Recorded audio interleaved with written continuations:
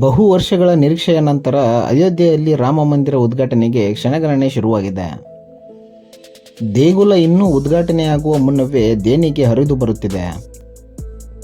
ಈಗಾಗಲೇ ಲಕ್ಷಾಂತರ ಭಕ್ತರು ದೇಗುಲದ ಅಭಿವೃದ್ಧಿ ದೇಣಿಗೆ ನೀಡುತ್ತಲೇ ಇದ್ದಾರೆ. ಈ ಹಿಂದೆಯೇ ಹಲವಾರು ವ್ಯಕ್ತಿಗಳು, ಸಂಘ ಸಂಸ್ಥೆಗಳು, ಕಂಪನಿಗಳು ತುಂಬ ದೊಡ್ಡ ನೆರವನ್ನು ನೀಡಿವೆ. ಇನ್ನೇನು ರಾಮ ಮಂದಿರ ಉದ್ಘಾಟನೆಯಾಗುವ ಕೆಲವೇ ಹೊತ್ತು ಬಾಕಿ ಇರುವಾಗಲೇ ದೇಣಿಗೆ ನೀಡುವವರ ಸಂಖ್ಯೆ ಅಧಿಕವಾಗಿದೆ. ಅದರಲ್ಲೂ ಈ ಆನ್ಲೈನ್ ಪೇಗಳಾದ ಫೋನ್ಪೇ, ಗೂಗಲ್ ಪೇ ಈ ಥರದೊಂದು ಪೇಗಳನ್ನು ಬಳಸಿಕೊಂಡು ದೇಣಿಗೆ ನೀಡಲು ಅವಕಾಶವನ್ನು ನೀಡಿದ್ದಾರೆ.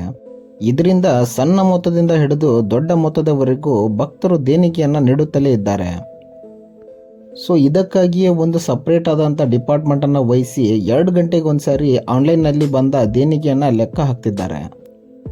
ದೇಣಿಗೆ ನೀಡಲು ಕರೆಗಳು ಬರುತ್ತಲೇ ಇವೆ. ಈ ಕಾರಣದಿಂದಾಗಿ ನೇರವಾಗಿ ದೇಣಿಗೆ ನೀಡಲಾಗದವರು ಆನ್ಲೈನ್ ಮೂಲಕ ದೇಣಿಗೆ ಸಲ್ಲಿಸಲು ವೆಬ್ಸೈಟ್ ಮೂಲಕ ವ್ಯವಸ್ಥೆಯನ್ನು ಮಾಡಿದೆ.